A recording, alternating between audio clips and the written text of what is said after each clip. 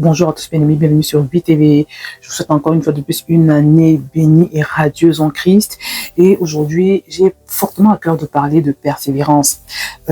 J'ai appris aujourd'hui encore qu'une bien-aimée qui passe par des situations très compliquées, très dures, atroces, traumatisantes. Visiblement, elle a décidé de lâcher la main de Dieu, elle a décidé de se retirer. Voilà. Et ça m'a beaucoup interpellée. Et j'ai fortement à cœur de faire cette exhortation parce que je sais que beaucoup de gens passent par des moments compliqués.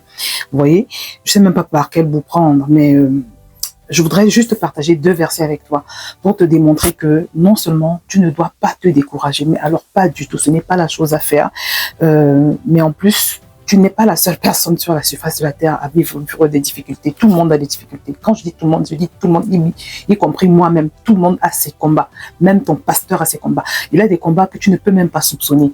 Vous voyez, récemment, le pasteur T.D. Jakes a fait un AVC en plein culte.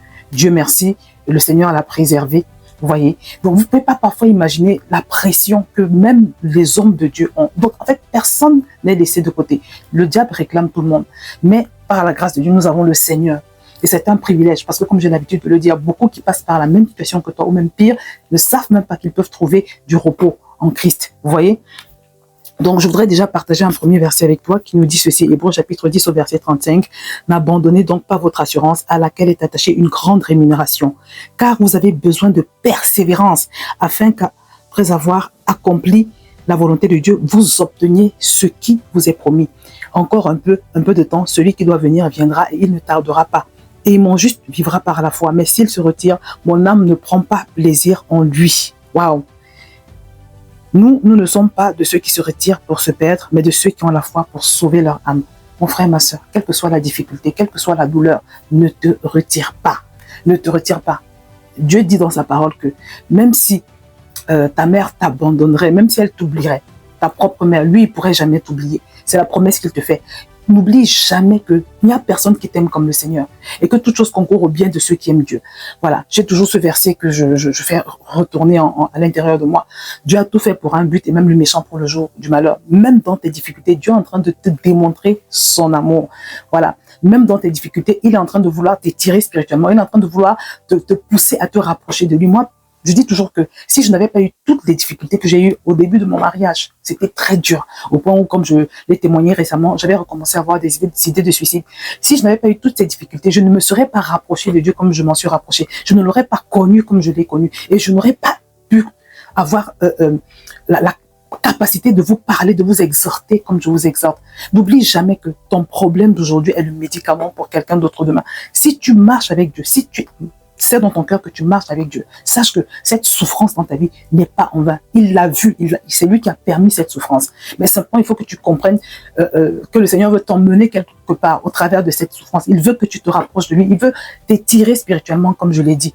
Tu vois? Donc vraiment, ne te décourage surtout pas. On va lire un dernier verset. 1 Pierre chapitre 5, verset 6. « Humiliez-vous donc sous la main de Dieu afin qu'il vous élève au temps convenable et déchargez-vous sur lui de tous vos soucis, car lui-même prend soin de vous. Soyez sobre, veillez, votre adversaire le diable rôde comme un lion rugissant, cherchant qui il dévorera. Résistez-lui avec une foi ferme, sachant que les mêmes souffrances sont imposées à vos frères dans le monde. » Waouh, on va d'abord s'arrêter là. Les mêmes souffrances sont imposées à vos frères dans le monde. Tout le monde a ses fardeaux, tout le monde a ses luttes. Mais comme je l'ai dit, nous avons la grâce d'avoir le Seigneur au milieu de ces luttes-là. Nous avons la grâce de pouvoir nous retirer dans le lieu secret, de sorte que le Saint-Esprit puisse nous consoler, puisse nous anesthésier de cette douleur, puisse même nous inspirer des solutions, ce que les gens dans ce monde n'ont pas. Voilà. Donc ce verset, la Bible nous dit clairement que les mêmes souffrances sont imposées à vos frères dans le monde. Donc tu n'es pas la seule personne à souffrir. Il y a beaucoup de gens qui se découragent parce qu'ils pensent que que les autres sont heureux et ils sont... Faut faire attention, mon ami. C'est pas parce qu'on se met bien, on se maquille, voilà, on sourit que tout va bien. Non, on a des luttes. Moi, en ce moment, je suis en retraite. Je suis en train de chercher Dieu parce que moi aussi, j'ai des circonstances à résoudre. J'ai besoin d'entendre Dieu par rapport à plusieurs circonstances, par rapport à plusieurs situations. Tout le monde a ses combats, mon ami. Donc, ce verset nous dit clairement que les mêmes souffrances sont imposées à tout le monde dans cette planète Terre. Verset 10, le Dieu de toute grâce qui vous a appelé en Jésus-Christ à sa gloire éternelle, après que vous aurez souffert pour un peu de temps, vous perfectionnera lui-même, vous affermira, vous fortifiera, vous rendra inébranlable. Donc là, tu as la raison pour laquelle le Seigneur permet cette situation. Le Seigneur a envie de te perfectionner spirituellement. Il a envie de t'affermir. Il a envie de te fortifier. Il a envie de te rendre inébranlable. Il a envie de faire de toi une solution pour quelqu'un d'autre demain. Quand tu t'en seras sorti, quelqu'un d'autre demain qui va traverser cette situation, tu pourras le conseiller, tu pourras conseiller la personne. Pourquoi? Parce que tu auras expérimenté la chose, tu sauras le message. Voilà. Donc, c'était simplement pour te dire que mon frère, ma soeur, ne lâche pas la main de Dieu. Si tu lâches la main de Dieu, ta situation va s'empirer. Ce n'est surtout pas le moment d'abandonner. Tu dois persévérer. La Bible nous dit que celui qui se relâche est frère de celui qui détruit. Ça, c'est un enseignement que le Seigneur m'a tellement donné aujourd'hui, de façon concrète, de façon palpable. Il y a cela quelques mois, il y a un frère en Christ qui est tombé malade, très jeune, hein, il avait un cancer. Et quand on a pris, bon, on l'a beaucoup soutenu dans la prière. Et j'avais pris l'engagement personnellement devant le Seigneur de prier pour lui tous les jours. Je déclarais sur sa vie. Et à un moment donné, voilà, il a retrouvé sa forme, il a retrouvé sa force, il a repris du poids. Et quand j'ai vu qu'il avait repris du poids, il avait retrouvé sa force, bah, je me suis relâchée. Voilà, je me suis dit, bon, ça va, c'est bon. Je vous assure que quelques semaines après, même pas 3 mois après, j'apprends qu'il est mort. J'étais tellement choquée et traumatisée. Je me dis, mais Seigneur, comment? Et c'est alors que j'ai réalisé que, mais Josiane, tu n'as pas persévéré dans la prière pour lui, tu t'es arrêté. Tu vois? Donc, en fait, sa situation s'était améliorée, mais il n'était pas encore complètement guéri. Et moi, je me suis relâchée. Vous voyez?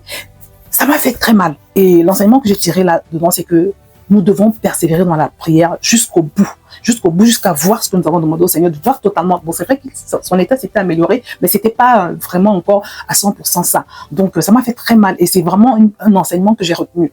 La persévérance dans la prière. Je vous assure que ce frère, je priais pour lui tous les jours. Et même quand il allait faire ses séances de chimiothérapie, je lui disais de prier sur les poches qu'on leur injecte là. Je lui demandais de prier, de bénir, parce que la Bible dit que tout est sanctifié par la prière et par la parole. Et quand tu rends grâce sur que ce soit sur l'eau, sur l'huile d'olive, voilà, il y a la puissance du Saint-Esprit qui vient dessus. C'est pour ça qu'avant tout traitement, il faut toujours prier. Moi, je recommande toujours de prier avant de commencer un traitement, de rendre grâce sur les médicaments, de prier pour que la capacité qui est dans ce médicament-là soit activée. Voilà, quand toi, tu vas le prendre, il y a une puissance là-dedans. Moi, c'est ce que je lui recommandais de faire. Je pense que c'est ce qu'il a fait, parce que son état s'était complètement amélioré. Mais après, bon, je me suis relâchée. Donc, c'est terrible de se relâcher. Quand tu pries pour un sujet, il y a quelque chose qui se passe dans le ciel, même si tu ne le vois pas avec tes yeux physiques, il y a quelque chose qui se passe. Mais il faut que tu continues, tu poursuives jusqu'à arriver au bout. Voilà, c'est très important. N'oublie pas ce verset. Celui qui se relâche est frère de celui qui détruit. Donc, mon frère, ma soeur, ne te décourage pas, quelle que soit la situation. Pendant que tu pries, il se passe des choses dans le ciel. Pendant que tu pries, il y a une coupe qui est en train de se remplir dans le ciel. La Bible dit qu'un jour, il y a un ange qui s'est révélé à un homme, Corneille, qui avait l'habitude de faire beaucoup d'aumônes. Il priait beaucoup, il faisait aussi des aumônes. La Bible dit que l'ange lui a apparu et lui a dit, tes prières et tes aumônes sont montées à Dieu. Voilà. Que Dieu s'est souvenu. En fait, la Bible dit que l'ange lui a dit que Dieu s'est souvenu de tes prières et de tes aumônes. Donc, en fait, pendant qu'il faisait ses aumônes, pendant qu'il priait, c'était une cotisation qui est en train de se faire au niveau du ciel. Vous voyez? Et cette cotisation a porté du fruit. À un moment donné, c'est arrivé comment je peux dire, la coupe s'est retrouvée pleine. Parce que quand tu pries, il y a une coupe qui se remplit dans le ciel. Quand tu pries, il y a une coupe qui se remplit dans le ciel. Et tu ne sais pas à quel niveau la coupe est. Tu ne sais pas, peut-être tu es à 1 centimètre ou à 1 millimètre du but. Au moment où tu t'arrêtes, donc il ne faut jamais t'arrêter, persévère, persiste. Et si tu te sens fatigué, demande au Seigneur de te fortifier. Et je te promets qu'il va le faire. Donc voilà, je ne vais pas parler plus que ça. Mais c'était vraiment juste mon encouragement pour aujourd'hui. Ne lâche pas la main de Dieu. Parce que si tu lâches la main de Dieu, ta condition va devenir pire encore. Voilà, tu n'es pas seul dans ta souffrance. Tu n'es pas seul. Et sache que ta souffrance n'est pas en vain. Dieu ne peut pas gaspiller la vie de tes enfants comme ça en permettant qu'ils souffrent en vain. Mais en revanche, il faut que tu captes le message de Dieu au travers de ta souffrance, que tu passes le test que Dieu veut te faire passer pour faire de toi quelqu'un d'inébranlable, comme nous l'avons vu dans ce verset. Donc voilà, c'est ce que je voulais partager avec toi. Je vais m'arrêter là. Je t'encourage vraiment à transmettre ce message à un maximum de personnes parce qu'il y a trop de gens qui souffrent autour de nous. Envoie ce message à quelqu'un qui passe par des moments difficiles pour lui demander de ne pas se relâcher, mais de persister, de persévérer dans la prière. Amen. Peut-être que je ferai un autre message dans le même sens prochainement parce que c'est un sujet qui est important. Le Seigneur m'a demandé de vous parler de persévérance pour cette année 2025. Voilà, en 2025, il faut que tu sois dans la persévérance. Donc, partage donc ce message et mets-moi un like si tu l'as apprécié. Également, si tu n'es pas encore abonné à cette plateforme, je t'encourage vivement à le faire. Je vais donc m'arrêter là pour aujourd'hui et je te dis à très bientôt sur cette chaîne.